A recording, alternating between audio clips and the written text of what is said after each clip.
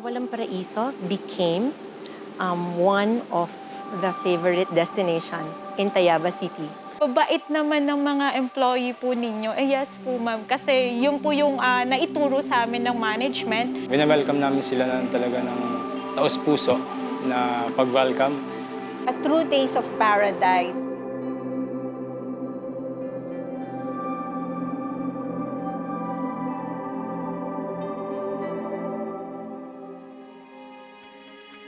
Walang Paraiso has a beautiful story, a beautiful beginning actually that started in 1985. Kasi my parents, they had this dream of creating a paradise, owning a piece of paradise, actually not just for themselves, but for also the Tayabasin. Pagdating pa lang po nila, meron na po kami na warm welcome po sa kanila.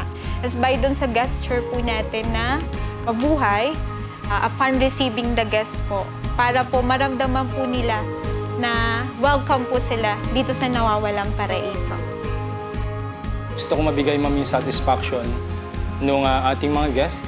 Pagpasok pa lang ma'am dito sa Nawawala, yung pagbati pa lang ng ating mga employees, yung mga kasama namin mga trabahador dito. Lahat man ng service na kaya namin ibigay, binibigay namin ma'am. Ultimo ma'am sa mga paghahatid ng mga gamit nila sa mga rooms. Yung ma'am, yung mga rooms natin wala tayong masasabi niyan talagang malilinis po. Talaga lahat ng ating mga rooms.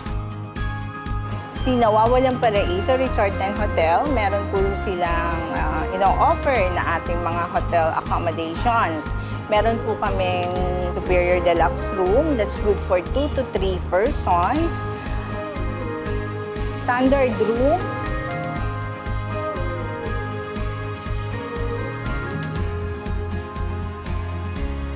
Kung gusto nyo po na medyo malamig ang pakiramdam nyo or relaxing, dito po tayo sa ating mga villas. Meron din po tayo itong mga houses that can accommodate good for 12 to 15 persons.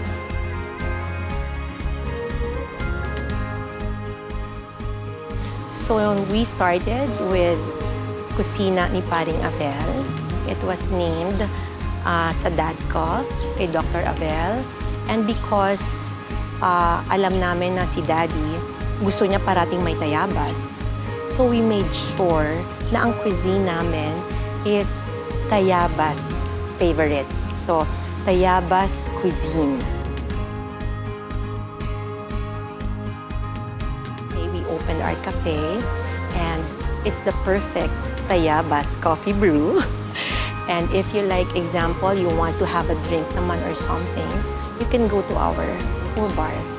So, doon naman na-develop yung mga restaurants namin. So, right now, yung services namin is not just really the resort, the accommodation, special functions.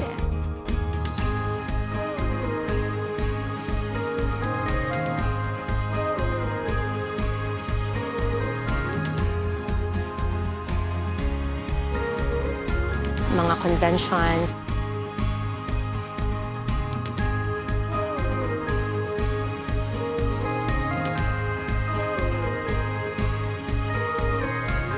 But we also have our restaurants.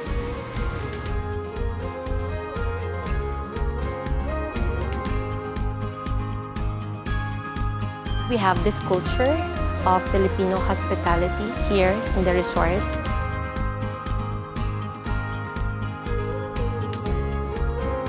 We are continuing, of course, the legacy of our parents.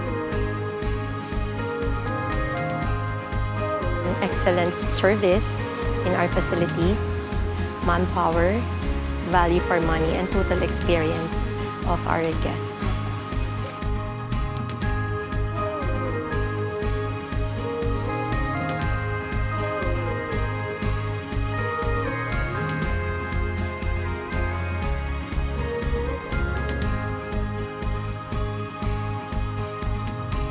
Ako, si Annette Obispo Gonzalez, at ito ang Nawawalang Paraiso Resort and Hotel.